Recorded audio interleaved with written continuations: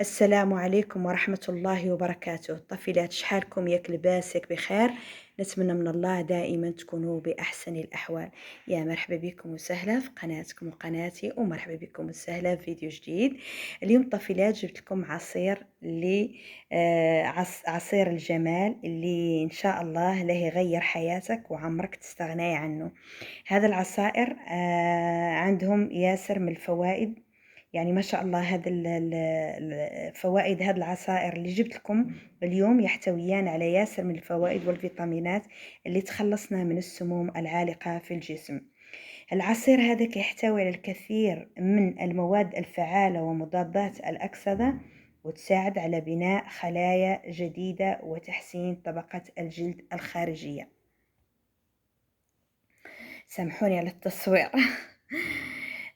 ما شاء الله. كيف قلت لكم هذا العصير كيحتوي على ياسر من الفيتامينات والمعادن والأحماض اللي تفيد صحتنا، تفيد صحتنا وجمال ونضارة بشرتنا وشعرنا، ويخلي بشرتنا لامعة ونضرة وصحية وخالية من الحبوب، ويفتح لون البشرة ويبيضها ويوحد لونها، ويخليها خالية من التصبغات والبقع الداكنة، وحتى هذيك الحساسية، يعني هذيك الحكة اللي كتكون على البشرة ما شاء الله يقضي عليها، يرطبها ويخليها يعني ما شاء الله المس ديالها الناعم، ويعالج التجاعيد، خصوصا هذوك الخطوط الرقيقة اللي على الرقبة واللي كتكون على الجبهة ودايرة بالفم، وحتى الهالات السوداء وانتفاخ تحت العين بسبب السهر وقلة النوم. يخلي ما شاء الله الشفاه، يعني الشفايف ناعمين ومظهرهم وردي وصحي، وحتى النظر يقويه ما شاء الله، يعالج فقر الدم والسخفة والعياء. ما شاء الله طفلات عصير فعال، ويعني أنا مجرباه صراحة وما كنستغني عنه، يعني يوم بشكل يومي كل نهار كندير نوع من هذا النوع من هذا العصائر. ما شاء الله. هنا عندنا هنا الشمندر، وعندي هون عصير الشمندر وعصير عصير الشمندر مع الخوخ أو الفريز اللي عندك، يعني الفراولة يمكن لك تضيفي له فراولة أو خوخ. وعندي هنايا عصير الجزر وموزة والبرتقال، وعندي هون عصير الخيار والتفاح وتفاحة وخيارة وأوراق البقدونس الأخضر. يعني ما شاء الله هذا العصائر عندهم ياسر من المنافع والفوائد لصحتنا وصحة وليداتنا. كيف قلت لكم، إذا كثرتوا ما شاء الله من شرب هذا العصائر، بحال مثلا عصير الشمندر اللي هو كيعالج وكيقضي على فقر الدم وكيطهر الدم من السموم ويحارب السرطان ويعالج الإمساك والالتهابات المعوية المزمنة ما شاء الله. وكيعطي طاقة ونشاط للجسم.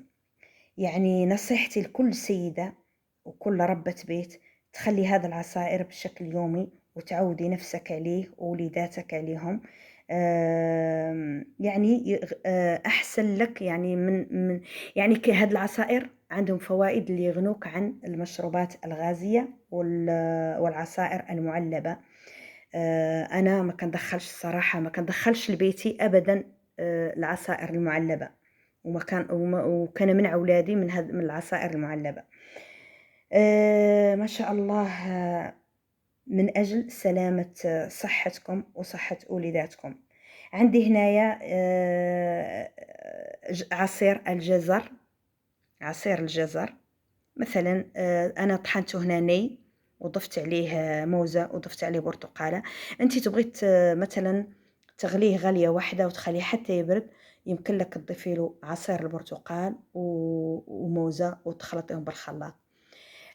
كيف قلت لكم، عصير الجزر ما شاء الله كيحمي العين من الأمراض، وكيحمي القلب من النوبات القلبية، وما شاء الله وكيساعد في الوقاية من أمراض السرطان، وكيعالج حتى الإسهال،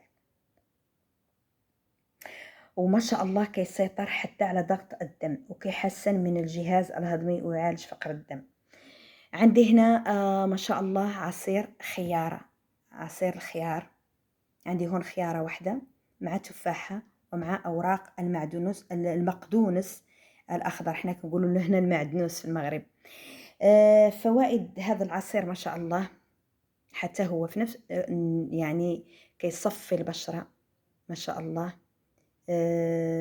كينقي المسالك البولية وكينقي الكلى من الحصى، خصوصا هذاك الرمل اللي كيكون في الكلية ما شاء الله، كيصفي البشرة، كيعطيك واحد الانتعاش تبارك الرحمن، كيحميك يعني ما شاء الله، حتى كيساعد في تحسين رائحة الفم الخيار، وعلى وقاية العظام من الهشاشة، يعني كيحمي العظام من الهشاشة، وكيساعد على تنظيم الأنسولين في الجسم، يعني كيعالج حتى حرقة المعدة.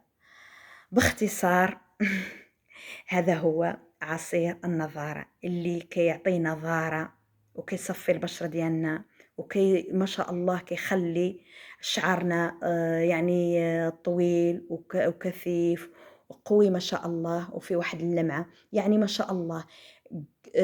إلا داومتي على هاد العصائر الثلاثة، يعني يوميا كل يوم ديري عصير، مثلا اليوم ديري عصير الشمندر، النهار الثاني عصير الجزر، النهار الثالث عصير الخيار، عودوا نفوسكم على هاد العصائر الطبيعية، وعودوا حتى وليداتكم، والله غادي يعني ما شاء الله غتحافظوا على صحتكم من الداخل ومن الخارج. كثرة شرب هذه العصائر الطبيعية ما شاء الله كتعطينا نضارة، كتعطينا واحد الجمالية على البشرة ديالنا والشعر ديالنا. نتمنى منكم حبيباتي تشتركوا في القناة ديالي وتكثروا من اللايكات، يا كاني دائما نجيب لكم الجديد. وني بكم، الله يحفظنا ويحفظكم جميعا.